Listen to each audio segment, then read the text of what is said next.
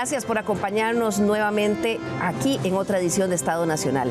Hace un par de semanas dedicamos el programa a analizar los recortes en la inversión social que ha realizado el gobierno como parte de su estrategia de estabilización de las finanzas públicas. En esa ocasión, 2 diputados analizaron el tema frente a la presidenta del Instituto Mixto de Ayuda Social, así como el presidente del Fondo de Asignaciones Familiares, FODESAF, que son quienes administran esos recursos. Sin embargo, teníamos pendiente complementar esa conversación con el señor ministro de Hacienda, don Nogui Acosta, que es quien, al fin y al cabo, toma la decisión final de a qué entidades se les recorta o no el presupuesto. Como siempre, cumpliendo su palabra, don Nogui Acosta nos había indicado que podía venir aquí a Estado Nacional hasta esta semana y nos da mucho gusto recibirlo este domingo aquí, esto incluso después de que compareciera ante el Congreso sobre estos temas a inicios de marzo. Bienvenido, don Nogui, qué gusto tenerlo acá en Estado Nacional. Yo sabía que usted siempre ha cumplido su palabra y la verdad que nos da mucho gusto tenerlo por acá. Muchas gracias, Liliana. Buenos días a todos los que nos están viendo. Creo que es una responsabilidad rendir cuentas no solamente frente al Congreso, sino también ante los costarricenses. Así es, sobre todo porque con las cifras fiscales pues siempre hay muchas preguntas. Y bueno, le toca venir a usted aquí en medio de muchos movimientos. Marzo trajo ráfagas fuertes que incluso se llevaron a un ministro esta semana y generaron mucho de qué hablar durante toda esta semana. Sí, pero yo creo que hay un objetivo y el objetivo se mantiene, es mejorar la calidad de vida de todos los costarricenses. Bueno, ahora vamos a hablar de eso. Complementa a nuestro panel el día de hoy también el diputado Jonathan Acuña del partido Frente Amplio, la fracción que ha estado, que es una de las más críticas a la tijera que ha metido el gobierno al gasto social. Bienvenido de nuevo, Jonathan, qué gusto tenerlo por acá. Muy buenos días a todas las personas que nos escuchan, que nos ven. Es totalmente necesario que sigamos prestando atención a este tema porque impacta justamente a las familias más vulnerables de Costa Rica.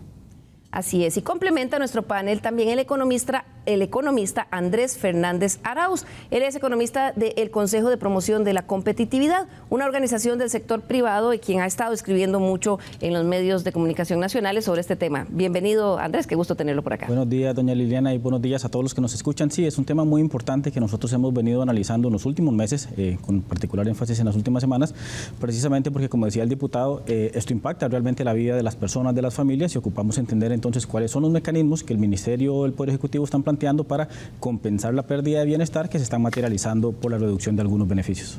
Claro, hoy vamos a hablar de esos recortes en todos los recursos que tienen que ver con atención social, pero quisiera empezar, señor ministro de Hacienda, hablando un poco de las cifras fiscales que recientemente dio a conocer su ministerio y que, bueno, nos hablan de varias cosas, algunas positivas, por ejemplo, que se mantiene un superávit primario de 0.2%, pero también hay otras que merecen verse, por ejemplo, la reducción en la recaudación de un menos 1.7%, y también un aumento en el gasto. ¿Qué nos dicen para empezar, señor ministro, estas cifras fiscales que dio a conocer usted a inicios de esta semana?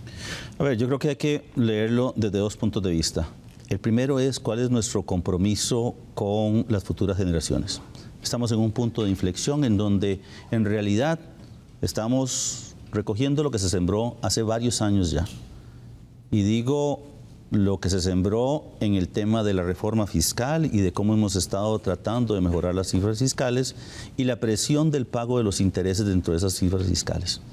Señalar que este superávit primario está relacionado con las disposiciones que la misma Asamblea Legislativa estableció para la emisión de eurobonos. Nos pide 1.85 y tenemos esa obligación de cumplir para poder tener acceso al financiamiento en el mercado internacional. Así que es un tema compartido. Y el otro punto que me parece muy importante que usted lo haya tomado en consideración es cuál es el efecto sobre la recaudación de las decisiones que se toman en la Asamblea Legislativa.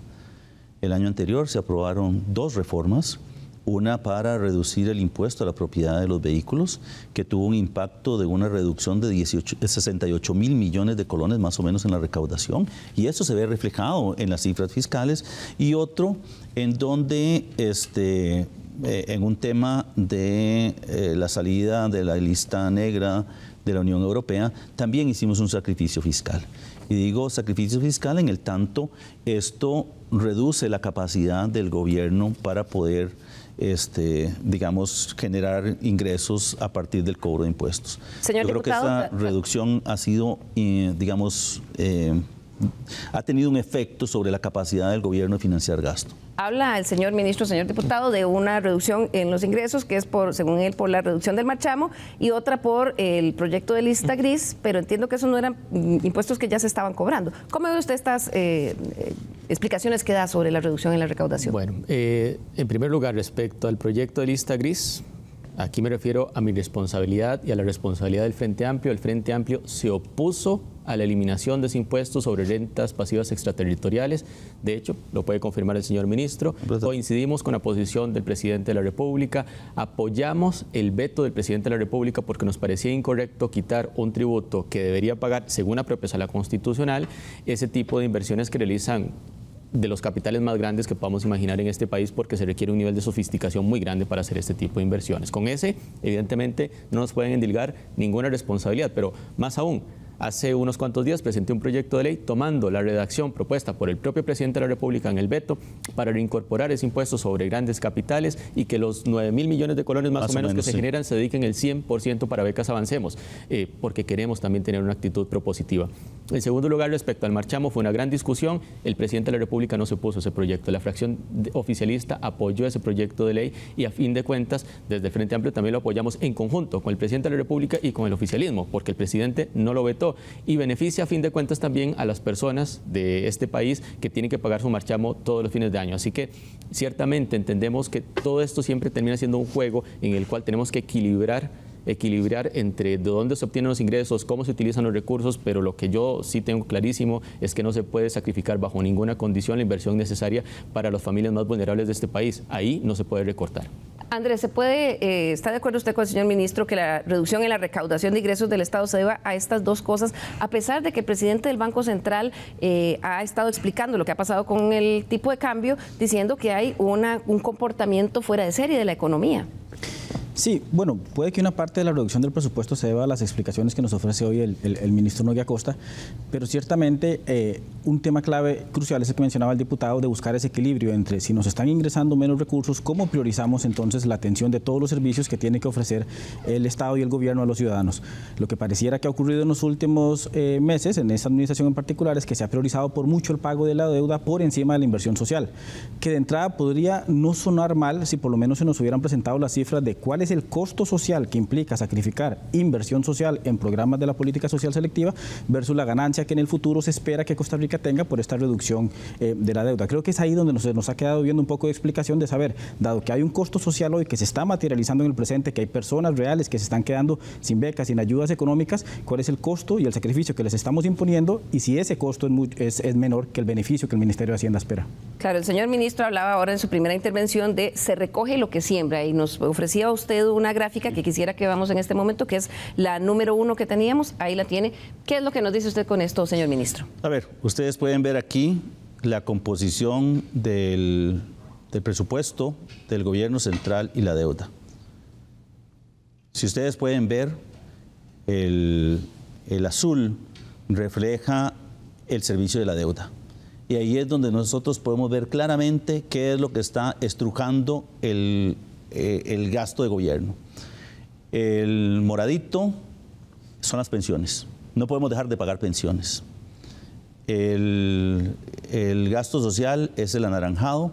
Que hay una clara reducción, ¿verdad? Jonathan, lo vemos ahí, 7.9, 7.2. Por supuesto, 6.8. pero la pregunta es, ¿qué es lo que está generando esa reducción?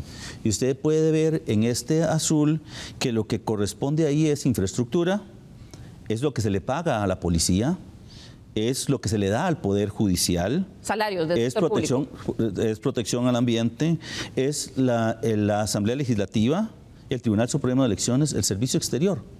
O sea, el problema es que todos estamos decreciendo. No es tan simple de llegar y decir, es que estamos sustituyendo uno por otro. El único que crece es el servicio de la deuda. Y por eso es que se recoge lo que se siembra. A lo largo de muchos años decidimos financiar mucho de nuestro gasto con endeudamiento. Y eso es lo que tenemos. Si ustedes pueden ver, la línea negra lo que refleja es la relación deuda-PIB. Hasta el 2021 venía creciendo. y se podía demostrar explosiva si no se hubiese hecho la reforma en el 2018. Pero eso tiene un costo. Jonathan. Y es el costo de los intereses. Es impresionante lo que nosotros dedicamos a pagar intereses. Usted sabe que nosotros tenemos una relación deuda-PIB y pagamos más del 60%, más o menos, y pagamos el 5% del PIB en intereses.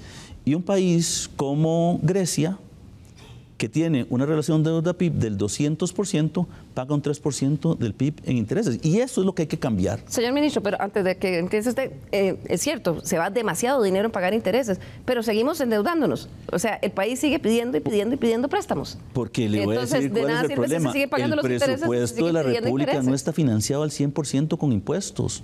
Hay una parte que nos endeudamos. Claro, vamos a ver de nuevo el gráfico. Y Jonathan, usted quería hacer una observación a eso que nos planteaba el ministro. Una observación, un recordatorio histórico además. También en aquel momento estábamos en posiciones distintas. En ese momento, respecto a la reforma fiscal, el hoy ministro de Hacienda, don Novia Costa, era viceministro de Hacienda en aquel momento, ¿verdad? 2018-2019. Sí, señor. En ese momento, una cosa que nos decían cuando discutíamos la reforma fiscal es que el objetivo que se perseguía era que no ocurriese eso. Es que lo que nos decían era, hay que aprobar esto, sí o sí, para que no tengamos en el futuro recortes en educación o en inversión social. Se ha aprobado y lo que tenemos por resultado hoy es que están incumpliendo con el destino de los recursos de FODESAF. Ministro, ese es un recordatorio histórico que me parece absolutamente válido. Pero tal vez es hoy más importante, allá, llegando un Jonathan. segundo, señor ministro, ¿qué es lo que ocurre también? Esos son los porcentajes de lo macro. Cuando hablamos de los montos, por los cuales yo he emprendido acá varias batallas, son microscópicos al lado del presupuesto. Y esas son decisiones políticas suyas y del gobierno de la República. Microscópicas. Los recursos necesarios para evitar el recorte de la inversión por persona menor de edad en albergues financiados por el PANI, señor ministro, son un poquito más de 6.000 millones de colones. Y usted Pero sabe usted que sabe eso, por en qué el es. tamaño total del presupuesto Usted sabe por qué es una gota de agua en un vaso. Esas son decisiones Claro, pero políticas usted sabe que por ustedes qué es. terminan priorizando ¿Usted sabe por qué a pasó toda eso? costa el recorte. Pero ¿sabes el por qué recorte de pasó lo eso? social en nombre de las No, pero ¿sabes por qué fiscales. pasó eso? El presupuesto era el mismo, pero resulta que al Patronato Nacional de la Infancia le cayó una demanda de hace muchos años de especialistas y tuvo que pagar 4.000 millones de Y colones. el reajuste es decir, paguen eso, no vamos a compensar nada y reduzcan la inversión para la niñez. No puede ser ese el ajuste. Que no es una cuestión tan lineal. No hay forma de que usted pueda llegar y decir que esto que presento hoy lo voy a gastar aquí. Ojalá pudiéramos hacerlo, de verdad, ojalá pudiéramos hacerlo. Y nos esforzamos por hacerlo. ¿Nos esforzamos suficiente, Andrés? ¿Le parece a usted se está esforzando suficiente el gobierno? Vamos a ver, a mí me parece que cuando se hizo el acuerdo, por ejemplo, con el Fondo Monetario Internacional, se llegó a la proyección de que íbamos a alcanzar un superávit primario en el 2023, que efectivamente se materializó, pero también se acordó con el fondo, por lo menos quedó así en el documento, que no íbamos a perjudicar la inversión social, que íbamos a crecer al menos 0,1 puntos del PIB cada año hasta el 2023. Y no ocurrió, ¿verdad? Porque al final, siempre que hay que tomar una decisión de política pública en materia de presupuesto, alguien va a salir ganando, alguien va a salir perdiendo, y la decisión que se ha tomado en los últimos años efectivamente ha sido la de sacrificar la inversión en las personas, en los programas sociales, y yo creo que en particular porque no tienen una voz grande que los pueda defender, más allá, por supuesto, de otras asociaciones que puedan defender las reducciones en sus presupuestos, en educación, por ejemplo, y eso es lo que ha venido pasando. Entonces hoy tenemos una realidad en la que, por más que incluso se nos comente que del monto nominal de presupuesto para la inversión social ha venido creciendo, lo cierto es que ya se certificó que los recursos para FODESAF se redujeron en 62.000 millones de colones. Esos son hechos. Vamos a ver algunas precisamente... Yo puedo nada más hacer sí, una aclaración, por favor, señor una ministro. aclaración importante, porque el acuerdo con el fondo también decía que parte de ese superávit primario se iba a alcanzar con impuestos. 0.75 del PIB se iba a alcanzar con impuestos. Y no pasó ninguno. Pero una pregunta. En la Asamblea Legislativa no pasó ninguno. Señor ministro, pero una pregunta. Si usted está justificando entonces la reducción de inversión Lo que estoy social diciendo es que lo que señalaba el acuerdo, Terminar la pregunta que le está haciendo el diputado. Ustedes con el fondo terminan tomando acuerdos de dos tipos, unos en cifras fiscales y otro en objetivos sociales. Nosotros asumimos un acuerdo que ya estaba firmado. Okay. Pero su pregunta es... Señor ministro, usted fue viceministro del anterior gobierno. No estaba yo cuando se firmó el acuerdo con hay el fondo. continuidad, pero más allá de eso, el Estado costarricense asume compromisos de orden fiscal y de orden social. Y entonces usted dice, bueno, no pudimos cumplir los de orden social porque no tuvimos los ingresos. Pero no le plantean al fondo también que tienen entonces dificultades para cumplir los compromisos fiscales porque también tienen que cumplir con unos objetivos sociales. Cumplimos los objetivos sociales. Fiscalista y cumplimos los objetivos sociales. Nos pedían 1.6% del PIB. Y lo cumplimos también. Todos. No. Todos. Todos. Ok, todos, ya incluyendo los sociales. Esa información. Le puede preguntar. No. Vamos a ver ahora un poco algunas de las cifras que son las que han alarmado a quienes abogan por la inversión social, que es la que se dirige o debería dirigirse hacia los más vulnerables. Y esas personas señalan algunos hechos. Por ejemplo, veamos que el monto presupuestado para el Fondo de Desarrollo Social y Asignaciones Familiares, FODESAF, se redujera, mientras que en el año 2019 fue de 255.583 millones de colones. Para este 2024 solo se le asignaron 193.452 millones. Que es decir, lo mismo de los años anteriores. Es decir, se le redujo en 62.000 millones de colones. Dice el ministro que es lo mismo de años anteriores. Don Jonathan, es lo mismo porque estamos hablando ahí de 62.000 millones no es menos. lo mismo de años anteriores. Tengo acá la información de la propia Dirección General de Presupuesto Nacional, sí, claro. Dependencia del Ministerio de Hacienda. Sí. Ok, les doy los datos. Les doy los datos. Monto presupuestado nominal, que no me va a meter con el efecto de la inflación, nominal. En el año 2019, 255.583 millones. Ok. En el año 2020, 246.000 millones. En el año 2021, 249.000 millones. En el año 2022, que inicia el gobierno del presidente Chávez, 222.000 millones. En el año 2023, 213.000 millones. En el año 2024, 193.000 millones. Son datos del propio Ministerio de Hacienda. La dirección es de ustedes. ¿Cómo que es el mismo monto? Pero hay dos temas aquí. Número uno, el presupuesto de la República tiene unas revalidaciones a mitad de año. Deberíamos ver cómo queda el presupuesto al final. Pero entonces no es cierto que usted nos acaba de... Claro que sí. Gobierno, estoy hablando del aporte de gobierno, no el presupuesto total de FODESAF. Sí. Para que lo revaliden, tienen que mandar un sustento extraordinario como hay plata. Sí, claro, pero desde el punto de vista del presupuesto de la República es lo que podemos llevar ahora. Lo que nosotros hemos dicho es que desde el punto de vista práctico estamos creando espacio. Y nosotros esperamos cumplir con lo establecido en el 2019, con la reforma fiscal, que fue el momento en el cual se aprobó este año. El presupuesto 2025 va a llevar los 255.000 millones de colones. Mientras eso sucede, otra de las preocupaciones que han tenido quienes han levantado la mano por los sectores más vulnerables es el de bonos de vivienda, que es otro de los rubros donde el tijeretazo se ha sentido fuerte. Y son esos recursos que van para el dinero que se le da a algunas familias para que se ayuden con su casa de interés social. En el año 2020 se entregaron 12.873 soluciones de vivienda por esta vía. Para el 21 bajó a 11.428, para el 22 8.369 y para el 23 8.222. Incluso entiendo que el año pasado los diputados habían dado un presupuesto extraordinario de 10.000 millones de colones para esto. Y usted, señor ministro, en su función de ministro de Hacienda, decidió no entregar ese dinero que ya le habían aprobado. Eso no lo dijeron los diputados, lo denunció la misma Junta Directiva del Banco Hipotecario de la Vivienda. ¿Por qué? Hay tres temas aquí que tenemos que cambiar. Número uno, esos son soluciones de vivienda. Las viviendas han venido aumentando de precio. Pero le voy a decir lo que entró en el presupuesto. Aquí tengo los datos. ¿Ha venido aumentando de valor? El costo de las viviendas, no sé. O sea, realmente no entiendo cuál es el tema ese. Pero le voy a decir que es, en el 2021 se le dieron 98.767 millones de colones. Y gastaron 98.767 colones.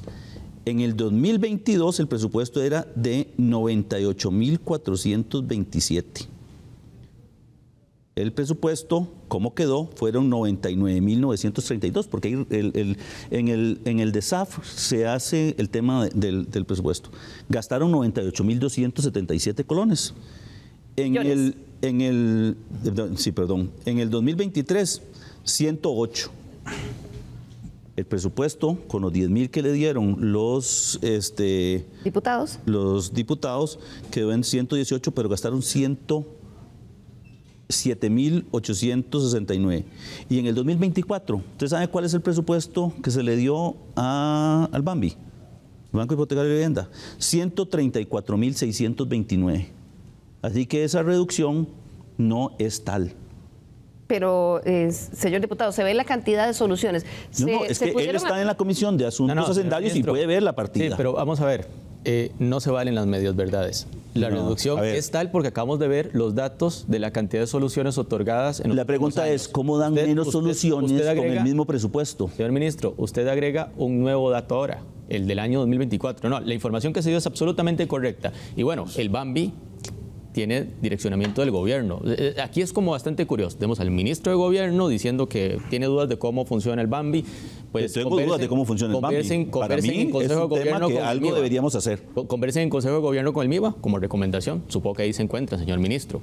Pero más allá de eso, lo que ocurre acá es que la Asamblea Legislativa otorga 10.000 millones de colones más al señor ministro, no le parece ejecutarlos, y eso implica que en este país, donde en todo caso ni con esos 10.000 millones logramos atender la totalidad de necesidades en materia de vivienda social, el señor ministro decide que no se utilicen. Ese es el resultado puro. Pero la pregunta, Jonathan, entonces es, ¿cómo resolvemos el problema fiscal? Porque al final del día, vos estás cogiendo plata de intereses, porque eso fue lo que hizo la Asamblea, coger plata de intereses y dárselo al Banco Hipotecario y la Vivienda. Y eso es razonable. Razonable desde dos puntos de vista. Vea, con el presupuesto no se pueden resolver, digamos, variaciones en el tipo de cambio o no se pueden resolver variaciones en la tasa de interés. Tiene que crearse un espacio o una... digamos, alguna contingencia para poder hacerle frente. Y eso es lo que está pasando. Entonces, cogen de esa parte de contingencia y ¿qué pasa si se dispara el tipo de cambio? ¿O qué pasa si se suben las tasas de interés? Como ha estado Vemos sucediendo. Muy poco probable, señor ministro. ¿Cómo haríamos? Pasó. A ver, perdón. ¿Por qué compras un seguro? Pasó. ¿Por qué compras un seguro? Señor ministro, pasó. Usted tiene un seguro de vehículo, ¿verdad? Señor ministro, ¿qué pasa? se lo pregunté en la Asamblea y usted fue llega clarísimo. y dice que no chocó? Y le pasó la plata al señor ministro, se lo pregunté en la Asamblea y quedó clarísimo, en la última comparecencia que tuvo. Le pregunté, ¿le faltó recursos en 2023 para cerrar el año y no corresponde pagar intereses? La respuesta fue no, pero les doy otro dato más, que esto lo celebró usted el 14 de febrero, aparte del Día del Amor y la Amistad, celebró usted que cumplió la meta del FMI en 120.000 millones de más en el 2023. Entonces, no, señor ministro. Pues no era que faltaba, no es que le estaba quitando dinero a los intereses para las viviendas, señor ministro. No le he quitado plata. Le dimos el mismo presupuesto a las viviendas. Incluso le estamos dando más ahora. Pero resulta que en la Asamblea, que es una potestad que tienen, decidieron modificar el presupuesto. Y esa modificación del presupuesto no parte de un principio de la priorización que hace el Estado. Es una priorización que hace la Asamblea. La posibilidad de gastarlo. Es una autorización de gasto, no es una obligación. No necesariamente todo se gasta. E incluso le voy a decir, usted sería tan amable de poner el cuadro... El cuadro 3, sobre la ejecución presupuestaria.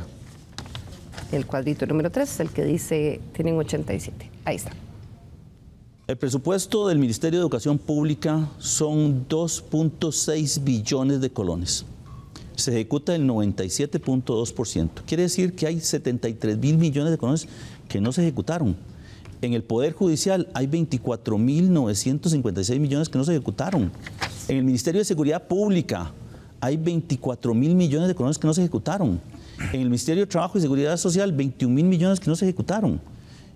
Entonces la pregunta es, te puede encontrar ahí los 120.000 millones adicionales. No es que el presupuesto no estaba hecho para gastarse, estaba hecho para gastarse. Y a diferencia de los demás presupuestos, es una ineficiencia lo que estamos haciendo del gasto. Claro, Andrés, entonces la pregunta es, ¿por qué tomarlo de los intereses si hay espacio de mejora, un espacio importante de mejora en la gestión? Pero, señor ministro, cuando vemos esos números que usted estaba mostrando, y se lo pregunto tal vez a Andrés, si ponemos nuevamente ese gráfico, entonces lo que usted está diciendo es que vamos a dar por hecho la inutilidad del Ministerio de Seguridad de ejecutar 23.994 millones cuando tenemos al país en medio de una crisis de seguridad, o la inutilidad de en el MEP 73.000 millones. Nosotros hacemos un esfuerzo importante por dotarlos de los recursos necesarios para que hagan frente a sus necesidades. La gestión de esos recursos corresponde a cada uno de los ministerios. ¿Y quién lo supervisa? ¿La presidencia está, por ejemplo, jalándole el aire a esas personas que no están jalando? Por supuesto. Pero sigue y le voy a decir que es la cosa más interesante.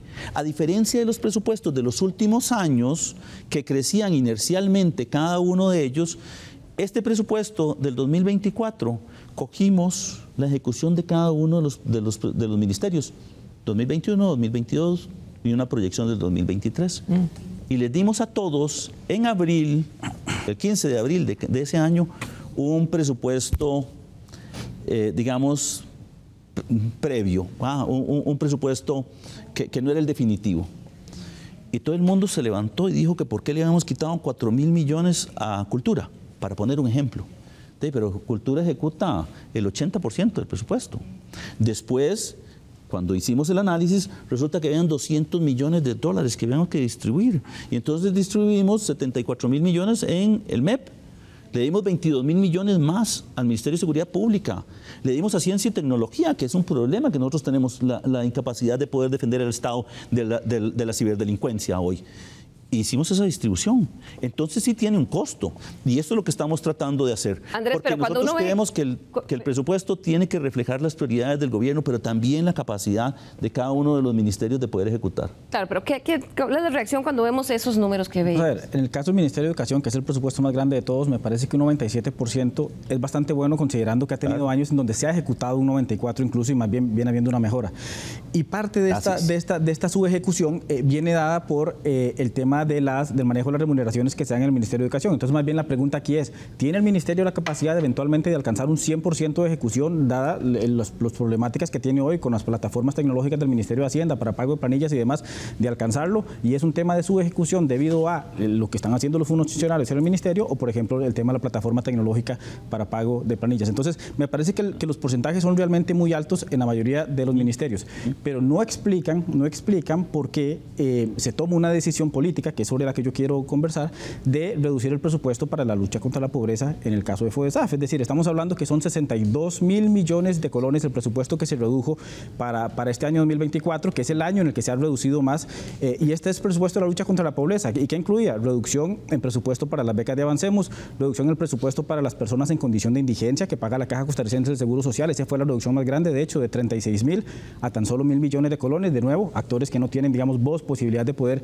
reclamar un cambio de esa naturaleza, y lo que reflejan ciertamente es que así se está dando un proceso de formulación de política pública en el que se sacrifica la inversión social, se sacrifican las personas, que de nuevo no estaría mal del todo si al menos si nos dijera que ese costo social va a tener un valor agregado más alto en el futuro, que es algo que no se nos ha dicho. Claro, perdón, señor ministro, antes de ir con usted, quiero que veamos que eso que menciona Andrés, ¿verdad? Que es que en realidad quienes están pagando la factura son los más vulnerables. Otro de los rubros de ayuda social que ha tenido un claro impacto por las medidas que usted como señor ministro, en pro de mantener el equilibrio fiscal, ha mantenido, ha sido los recursos destinados a la Red Nacional de Cuido. Según lo señaló la Mesa en Defensa de la Niñez y la Adolescencia en la Comisión Legislativa, se ha dado una reducción de 23.000 millones de colones. Eso, según dijeron ahí ellos, implica que se quedaran sin cupo para este beneficio unas 7.000 mujeres. La red de cuido es en muchos casos la que posibilita que, teniendo dónde dejar sus hijos, las mujeres puedan salir a trabajar. Pero también hay otro rubro en donde ha habido cortes y que ha sido de los que más ruido han generado. En el programa anterior, hace 2 semanas, vimos el drama de varias madres jefas de familia de la zona atlántica que nos contaron con angustia cómo les ha impactado a ellas y a sus familias el hecho de que el Estado les quitara la beca Avancemos que venían recibiendo. Y es que el recorte en ese rubro claramente se dio en el año 2023 y para este año también. La reducción en las becas Avancemos ha sido de 113.000 millones de colones. Los diputados, don Jonathan, votaron hace poco por reforzar esto porque ha habido un recorte. Sí, así es. Se han recortado en 113.000 la cantidad de becas que pretende el gobierno dar entre el primer año en que entre este gobierno y el año 2024. Eso lo muestran los datos. Hace 15 días en este mismo programa fue incluso confirmado por la propia presidenta Limas que eso es así. Pero es que además yo acabo de escuchar al señor ministro diciendo aumentamos tal y les dijimos que vamos a quitar únicamente la parte que no ejecutaron. Señor ministro, es que el tema es que yo entiendo que el Ministerio de Hacienda importe el número grande, pero también debería importarle al gobierno como un todo, al señor presidente de la República, el impacto que tienen este tipo de medidas. Porque ocurre algo, en el caso de becas Avancemos, en el año 2023 cierran ejecutando 85.000 millones, ¿ok? y solo presupuestaron en el global, para el IMAS, para estos rubros, incluyendo lo que viene en el presupuesto de la República, que es la mayoría, 74.000 millones. Pero si los habían ejecutado, aquí no estoy hablando de que se los presupuestaron y no los usaron, no, se los presupuestaron y ejecutaron 85.000 millones, dieron 289.000 becas y luego ponen en el presupuesto, que nos lo advirtió la propia presidenta del IMAS el año pasado en septiembre, que faltaban 12.000 millones de colones. Entonces, cuando yo veo eso, lo que me doy cuenta es que a la hora de priorizar en nombre de lo fiscal, están dispuestos a sacrificar la inversión social fundamental. Y yo ahí tengo una diferencia clarísima con este gobierno y con el ministro de Hacienda. Y la diferencia clarísima es que a mí no me pueden decir que esa gente puede esperar. No me pueden decir que hay que esperar a un futuro donde las finanzas públicas estarán limpias y que habrá un equilibrio y que entonces ya se derramará el bienestar. Esa es una senda que hay que recorrer, señor ministro, pero al mismo tiempo esta gente necesita esas becas hoy, no en 3 años, no, es más, no en 4 meses, hoy las necesitan. Y entonces no me pueden decir que no están sacrificando inversión social fundamental en nombre de las cifras fiscales. A ver, yo creo que aquí quiero primero que nada contestarle a Andrés algo. Él hace referencia a un punto particular y es el pago de los indigentes, el seguro a la caja. ¿Sabe que la caja no le dice al DESAF que le está cobrando? Según el Cinerube hay 3.000 indigentes y la caja le cobra más caro que si fueran asalariados, asegurados independientes. Y no le da idea de quién es. Y por eso el DESAF no le ha pagado. Entonces, por eso se ve su ejecución en eso. Entonces, yo creo que aquí, a ver, ustedes ven los resultados, deberían entender un poquito qué hay detrás de las cifras. El otro tema que aquí es importante de ver es un poco lo que acaba de decir Jonathan. Hay un proceso que no está terminado. Por eso empezamos diciendo que en dónde está el pecado. Y es un pecado original. No puede endilgarse que el crowding out, o sea, que el estrujamiento que se genera en el gasto es culpa de las acciones de este gobierno. Es que no hay de dónde. La pregunta es, ¿cómo priorizamos? Ustedes lo vieron. Yo no puedo dejarle de pagar una pensión a una persona. O sea, en el momento en que se la di, no se la puedo dejar de pagar. No puedo dejar de pagar los intereses de la deuda. Pero sí podemos dejar de pagar las becas Avancemos, la red de cuido, los bonos de vivienda. El problema complicado no es ese. El problema que existe es en dónde existen espacios para eso. Ahí sí se puede dejar de pagar. No, la pregunta es, ¿y yo qué hago? ¿Le dejo de dar plata al Poder Judicial? Pero no había espacio. Porque ese es un tema que está ahí. ¿Cómo no había espacio si usted dice, ha cerrado el año 2023 superando la meta del FMI en 120.000 millones, que yo sé que no es un espacio infinito, pero es un espacio, señor Por ministro. eso, pero lo estamos creando. Le estoy diciendo que el presupuesto del 2025 vamos a hacerlo mejor. No, y si nosotros de verdad hubiéramos tenido oportunidad, ¿sabes qué significa bajar de la relación deuda-PIB por debajo del 60%? 90.000 millones de colones. Bueno, pero usted dijo... La liberación del gasto de capital. Señor ministro, usted en los resultados que presentó ahora a inicios de este mes, dijo que la deuda como porcentaje del PIB alcanzó en enero el 58.4%. Claro, porque ese es acumulativo. Quiero terminar con Andrés. El saldo de la deuda que tenemos en enero no es el que vamos a tener en diciembre. La carrera hoy, es decir, estamos en 58 y vamos a hacer todo el esfuerzo para que no pasemos del 60 a diciembre. Andrés, quería cerrar para ir a la pausa. Vamos a ver, dice el ministro que hay que tener cuidado al momento de analizar las cifras y ver lo que esconden detrás. Eso me parece que efectivamente hay que hacerlo, más cuando se trata de política basada en evidencia. Y por eso ahí la pregunta es, cuando se toma la decisión de recortar las becas de Avancemos, ¿estábamos seguros y conscientes de lo que estábamos haciendo ahí?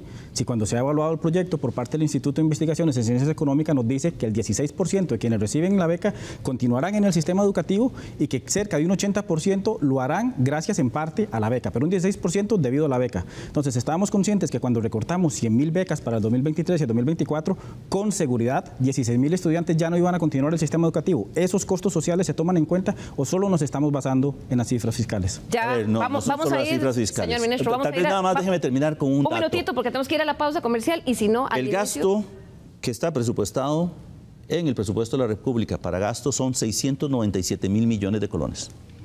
Con una tercera parte de esos 239.000 millones de colones eliminamos la pobreza extrema. Entonces, analicemos cuál es el problema que hay detrás. Estamos en ese problema de poder identificar en dónde se están dando filtraciones y en dónde estamos desperdiciando recursos.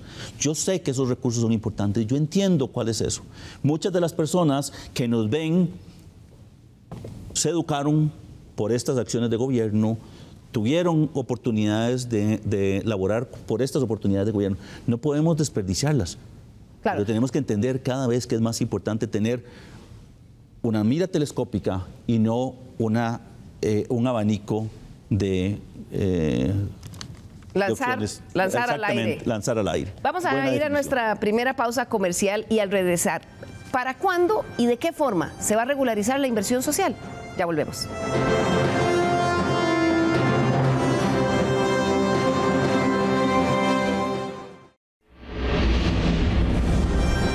Recuerde nuestro correo l.carranza@teletica.com. Nos interesa mucho conocer sus observaciones, críticas y recomendaciones de temas para hablarlos aquí en la Mesa de Estado Nacional.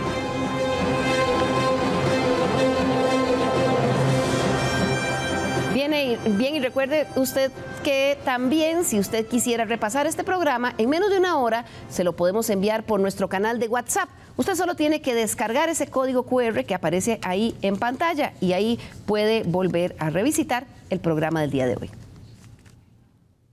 Bien, gracias por continuar con nosotros. Hoy que estamos hablando sobre el equilibrio que debe haber entre ordenar las finanzas públicas o de destinar los recursos para las poblaciones más vulnerables con lo que tiene que ver con la inversión social que es tan necesaria. Y es que hablábamos antes de cuáles son los rubros que han estado realmente preocupando a algunos sectores y donde se ha metido la tijera.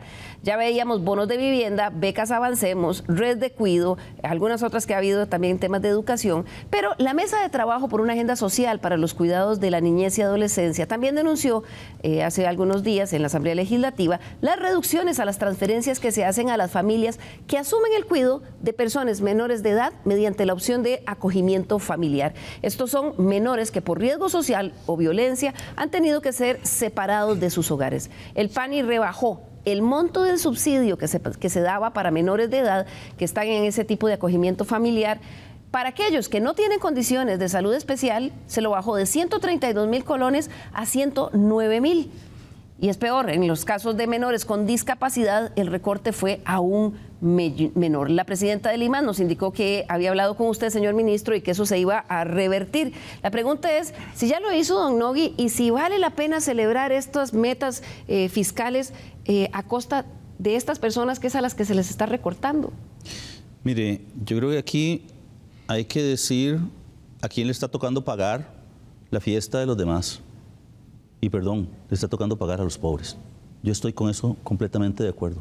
¿Pero lo decide usted? No, no lo decido yo. Andrés, ¿lo decide el ministro o no? No, lo deciden las cifras. Pública ciertamente se da en la elaboración del presupuesto y tenemos información, por ejemplo, que cuando la ESAF envía el presupuesto para FODESAF, pues va completo para todas las becas, para todos los programas de vivienda y los demás programas de la política social selectiva, y es por supuesto cuando llega al Ministerio de Hacienda y que tiene que conjuntar todos los presupuestos antes de enviarlo a la Asamblea Legislativa, donde se da esa transformación final en lo que se decide que se rebaja, que se aumenta, que queda y que no va. Creo que ya no es así. Pero era así, así ha sido era así mucho antes. Tenemos información que lo comprueba, señor ministro, también llegada de la propia DESAF. Lo que ocurre aquí es que no pueden decirle a la gente que está en la condición de vulnerabilidad, de empobrecimiento mayor, que están pagando una fiesta de otros. Eso a mí, señor ministro, me resulta inaceptable. Me resulta inaceptable porque a fin de cuentas la decisión política es suya y todo apunta a que es suya. Porque ciertamente todos los jerarcas del sector social terminan diciendo, bueno, a mí esto me lo enviaron así, ¿ok? Entonces todo apunta a que es su decisión. ¿Qué es lo que ocurre acá?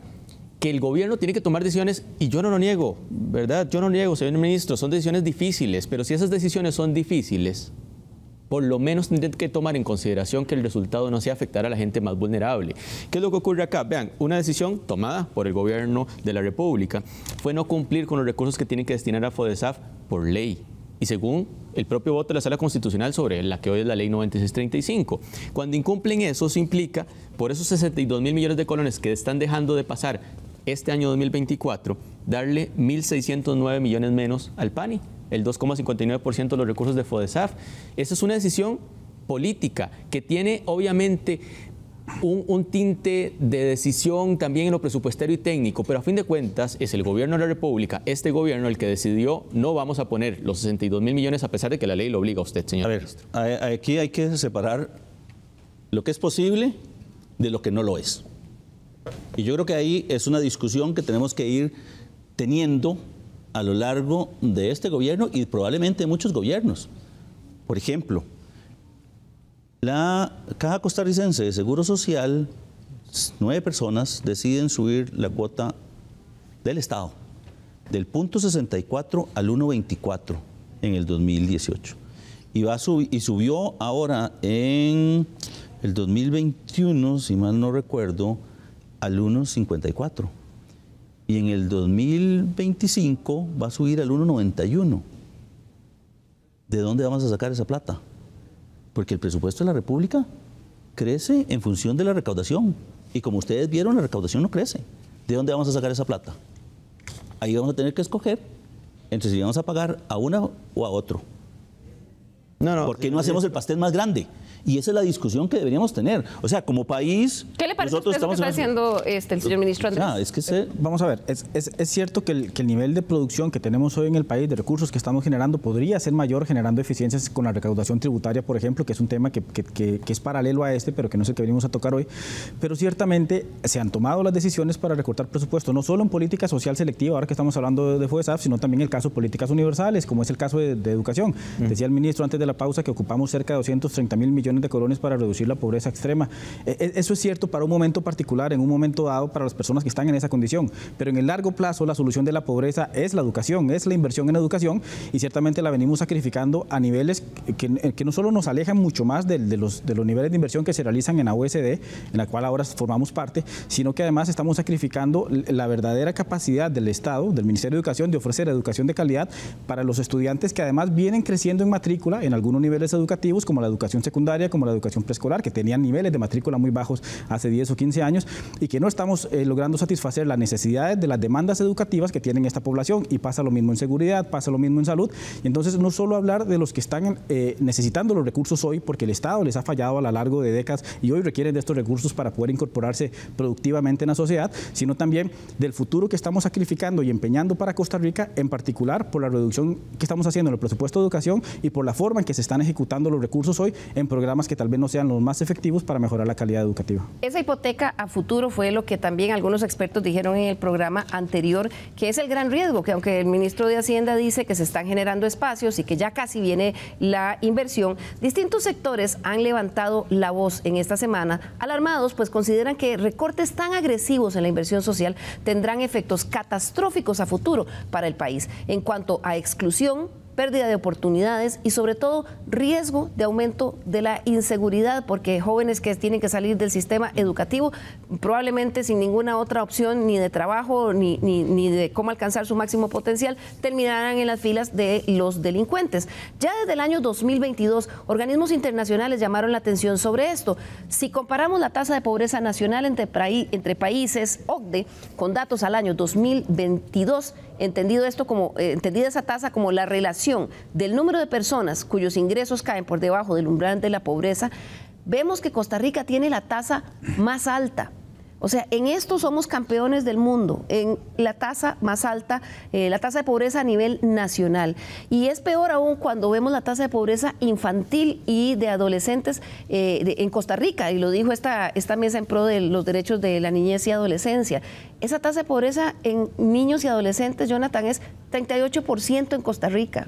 Sí, sí. ¿Qué es lo que ocurre acá? Hubo una frase que utilizó el ministro hace un rato, indicándonos que hoy estamos cosechando lo que se sembró antes, en materia fiscal.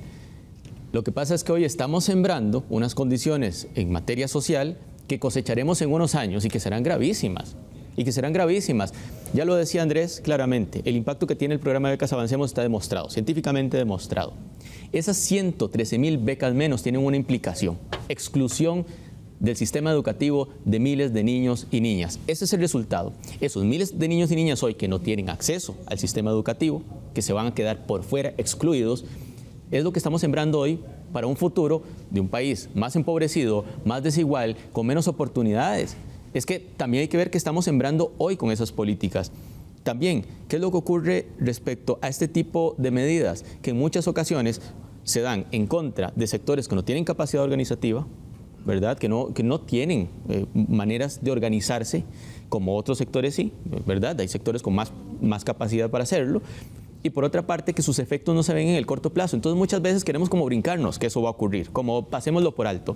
Solo en el caso de las becas Avancemos, la población meta, por ley, que es de población vulnerable en pobreza o pobreza extrema, es de más de 620,000 menores de edad, 620,000 estudiantes. Teníamos una meta que fue recortada en 113,000 becas, hoy apenas se pretende llegar a 274,000. Es que nadie pretende aquí que le alcancemos esa población toda ya. El problema es que en lugar de estar dando, aunque sea pasos pequeños para alcanzar a toda esa población, estamos yendo hacia atrás como el cangrejo, dejando a más gente desprotegida y sí, sembrando hoy huracanes del mañana. Podemos poner Sí, señor. Díganos cuál. el cuadro 2. Ya se lo vamos a poner en pantalla.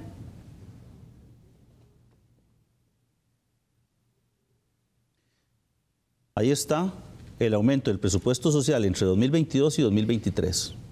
12.800 millones. Es poco, por supuesto que es poco, pero también está el aumento del presupuesto del 2023 al 2024.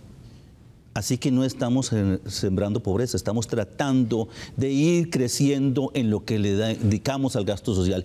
Y lo que le pagamos a la caja en aumento 2022-2023 son 20.000 millones. Y en el 2023-2024 son 40.000 millones de colones.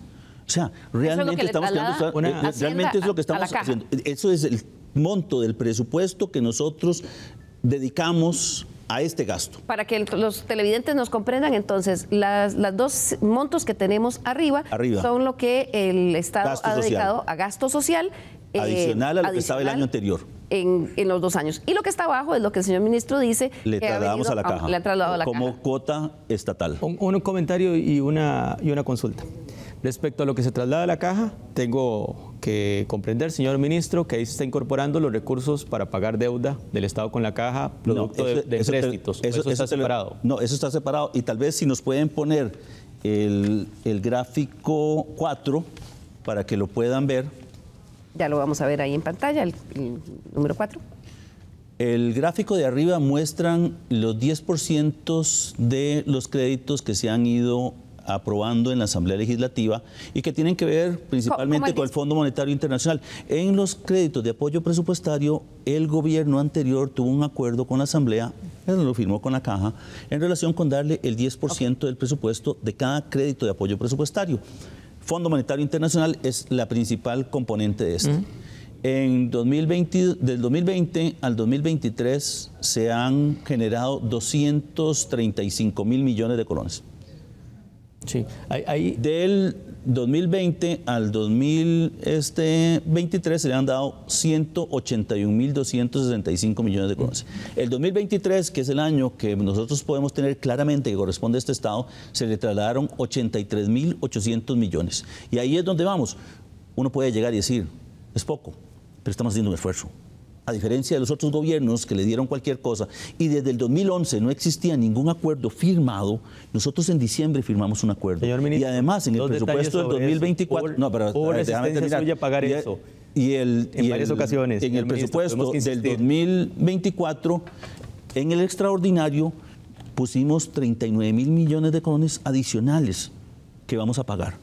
¿Y usted preguntar algo, don Jonathan, que no le escuché? Que cada uno de esos recursos que se incorporan ha sido decisión de la Asamblea Legislativa. Es la Asamblea Legislativa la que una y otra vez ha incorporado sus recursos. En varias ocasiones han mandado ustedes los empréstitos sin incluir el 10% de los recursos. A ver, hay dos temas. Son créditos de apoyo presupuestario. Es un acuerdo que se dio en el momento en el cual la Caja estaba asumiendo un costo alto en relación con la pandemia. Y lo que hemos dicho nosotros es que desde el punto de vista del esfuerzo debería ser propio fiscal y no debería ser una obligación establecida ahí. Ese monto que está ahí, de lo que nosotros pusimos en el presupuesto extraordinario, que eran 39.000 millones de colones, es más de lo que estarían otorgándole. Hay un problema con este gobierno que a mí me preocupa mucho. Ustedes están muchas veces más interesados en justificarse que en tener una discusión razonable. Ve lo que acaba de ocurrir. Todos esos recursos de la Caja, todos han sido por insistencia de la Asamblea Legislativa, porque ustedes mandan los empréstitos sin incluir el 10%. Porque yo he redactado esas mociones, don Nogui, o sea, Mire, no puede hacernos ver nosotros no una hemos realidad que enviado no un solo existe. crédito de apoyo presupuestario. Los hemos tenido que incorporar en todos los Nosotros casos. no hemos enviado ni siempre uno. en la Asamblea Legislativa. El único que está ahí, Siempre. que se está discutiendo en este momento, se envió en el gobierno pasado. Hay uno más. No. Pero ¿por qué no presentan el texto sustitutivo con el 10% y lo hacemos nosotros? Pero Eso si es lo que nosotros muestra presentamos que una es la moción, Asamblea nosotros Legislativa. presentamos una moción con Voy el más 10%. allá, voy más allá. Y ustedes decidieron, perdón, No, ustedes no te presentaron voy a una moción, decir eso. una moción en el 0%. Sí, claro, presentaron y una del Ok. 10%. Y una del 10%. O sea, si vos vas y revisas las actas y te das cuenta quién presentó la moción. ¿Y la del 0%? También, Ok. las dos. 0% no hable nada de la caja de ese crédito, que quede todo Sí, claro, para es todo. cierto. Listo, señor y lo que va a hacer es crear espacio en el presupuesto. Porque el problema de todo esto es cómo financias el gasto. Una moción para dar 0%, es decir, no le voy a dar nada. Es que no llevaba nada. El proyecto, como se presentó en el 2022, no llevaba nada. Y nosotros dijimos, está bien, vamos con el 0%. La Asamblea dice, no, hay que darle la caja. No entiendo, y nosotros Jonathan. le pusimos una moción del 10%. Lo que No fue llaman, ninguna lo que otra. llaman verdades Ninguna otra paralelas, razón. No, señor. porque es un hecho puro y duro. Señor Bueno, ministro, vamos a hacer una cosa, señor Jonathan, te voy a ministro, mandar y vas a ver quién señor- firmó la moción. señor No ministro, tienes ningún ¿y la del problema. 0%? También, las dos. Ok, ¿Y ya, ustedes es un cuáles hecho. presentaron?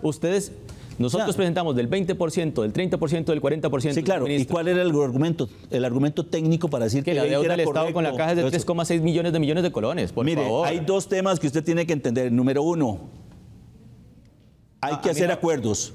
El tema que hablamos con Andrés ahora en relación de cómo le cobra la caja por indigencia al DESAF no tiene ninguna base Señor jurídica, ministro, ninguna base. terminemos la ninguna discusión- base técnica. la discusión que corresponde Y yo creo primero. que eso es importante. Y le voy a decir En lugar otra de cosa. desviar la atención. Desde el punto de vista práctico, este es el primer gobierno desde el 2011 que firma un acuerdo. Ninguno de los demás tuvo uno. pero y nosotros vamos a seguir negociando con la caja y nos parece que es importante que vayamos aclarando las cosas. A mí lo que me parece Nosotros mal es que usted quiera estamos vendernos acá la trabajando idea. con la gente del Banco Mundial para ayudarle a la caja a tener mejores sistemas. Pero la ¿Quién pregunta, ha hecho eso? la pregunta, don Nogui, es de esa deuda, ¿de cuánto es la deuda que tiene el Estado con la caja? 3,6 millones de millones según la Contraloría General de la República. De esa, ¿cuánto le van a, o sea, están pagando y cuánto le están pagando? No sé si mensual, trimestral o cuánto tienen presupuestado pagar. Mire, Porque hay una cosa que usted tiene que tomar en consideración. Eso es lo que la caja dice que le debemos, pero no hay forma de reflejarlo. Por eso voy a volver otra vez a poner el caso que mencionaba Andrés. Al DESAF, la caja le manda una deuda de 36 mil millones y cuando el DESAF le dice, dígame qué me está cobrando, la caja no le dice. Porque hay una diferencia importante entre asegurar 3.000 indigentes que están en los sistemas de Sinerube y lo que manda a cobrar la caja. Ahora, Andrés, Entonces, eso es lo que es importante. toda esta discusión es totalmente, digamos, etérea para las personas a las que no les está llegando los recursos en este momento. Efectivamente, porque tenemos personas, y los hemos visto en diferentes medios de comunicación en las últimas semanas, alertando de las situaciones en las que están ellos en este momento. Yo he escuchado al ministro varias veces decir en las comparecencias y en las defensas de los presupuestos que nadie está obligado a lo imposible. Pero yo estoy seguro que estas personas lo que se están diciendo para sus adentros es ¿y qué hago yo? ¿Qué hago yo si dependía de estos 40.000 colones, de estos 50.000 colones de la beca? No solo para poder enviar a mi hijo, sino también para poder mantener el otro acá conmigo, mientras, por ejemplo, el papá salía a trabajar o lo que fuera necesario para generar los restos de ingresos de la familia.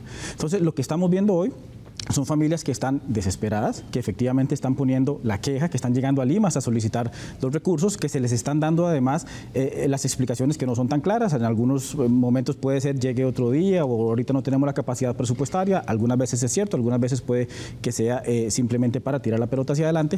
Pero lo cierto es que estamos en un muy mal momento, en un contexto muy complicado en Costa Rica, de alto nivel de pobreza, de alto nivel de desigualdad y de ahora de un alto nivel de violencia y de inseguridad ciudadana para estar tomando una decisión de política social en la que, de nuevo, y repito, no se nos han dado las estimaciones de que el costo social que estamos generando hoy con estas decisiones vaya a ser menor que el beneficio social en el largo plazo. Se nos acaba el tiempo, ya llegamos a la parte final del programa, por eso quiero empezar el minuto final de reflexión.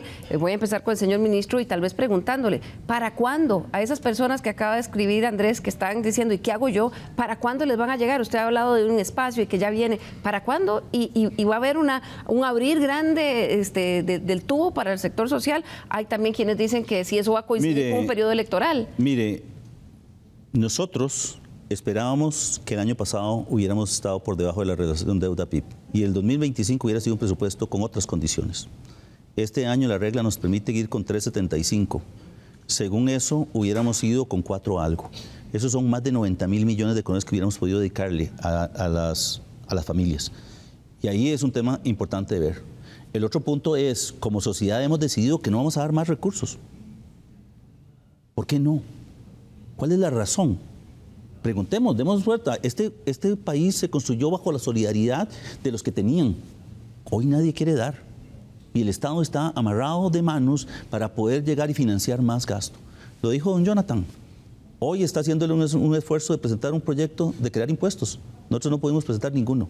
Solo le pregunto, entonces lo que usted está diciendo es que solo se podrá volver al gasto social si se ponen más impuestos. Mire, es que la rigidez del gasto es realmente impresionante. Pero eso es lo que está diciendo usted, que no se aumentará gasto social si no se suben impuestos. No, lo que estamos diciendo es que todo el esfuerzo que está haciendo este gobierno para crear espacio dentro de un presupuesto que ya está limitado por la recaudación, vamos a irlo haciendo conforme vayamos creando las condiciones, disminuyendo tasas de interés, alargando plazos para el pago, tratando de mejorar la gestión de los impuestos para poder asegurar que se mantenga. Porque lo único que hemos hecho es reducirlos. Se nos acabó el minuto. Continúo con usted, don diputado Jonathan Acuña. El escenario es cada vez más claro. Lo que este gobierno denomina responsabilidad fiscal tiene una contraparte, y responsabilidad social notoria y evidente. Han recortado recursos necesarios para becas, han puesto límites agravando la situación de la inversión en personas menores de edad, han limitado los recursos para educación y todo eso tiene una consecuencia clara. Menos oportunidades para la gente más empobrecida de este país, que se convertirán entonces en una sociedad futura más desigual y más empobrecida. Y eso es irresponsabilidad social y no es aceptable y no hay justificación alguna que sirva. Y entonces yo quiero hacerle un llamado, aprovechar al gobierno de la República y al señor presidente, que le escuché el otro día diciendo con su tono común que el diputado Acuña lo que quería era gastar, gastar y gastar. No, señor presidente. Lo que quiero es que le ofrezcan una solución a estas familias, a las más vulnerables de este país, porque eso no es gasto, eso es inversión en oportunidades para un montón de gente que las requiere ahora, no en un futuro que nos están prometiendo. Muchas gracias. Termino con usted, Andrés Fernández Arauz. Sí. Yo primero no estoy de acuerdo con la afirmación que hace el ministro de que ya nadie quiere aportar a la seguridad social, en particular porque los datos muestran que el aporte a las planillas que están haciendo el sector empresarial privado formal viene creciendo y son realmente ellos los que están sosteniendo la lucha contra la pobreza en el país. Hace 5 o 10 años la relación de aporte de planillas de las empresas versus el Estado era 55-45%, hoy el 80% de los recursos de FODESAF están dependiendo de los aportes de las planillas. Y como economista además, por supuesto que tengo muy claro que las cifras fiscales sanas son muy importantes, por supuesto, para poder ejecutar los diversos proyectos de inversión social que tenga el gobierno.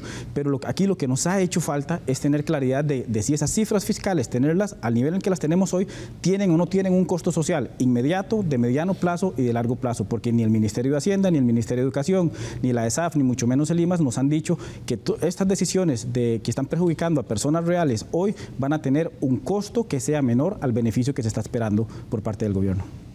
Bien, muchísimas gracias a nuestros invitados. Señor ministro, como siempre, le agradezco muchísimo la disposición que tiene. Estos espacios son muy importantes y tener a los jerarcas abiertos a tener estas discusiones es muy valioso. Y en Estado Nacional usted siempre tendrá la puerta abierta. Gracias. Muchísimas gracias a ustedes en sus casas también por acompañarnos. Nos vemos la próxima semana nuevamente aquí en Estado Nacional. Feliz domingo.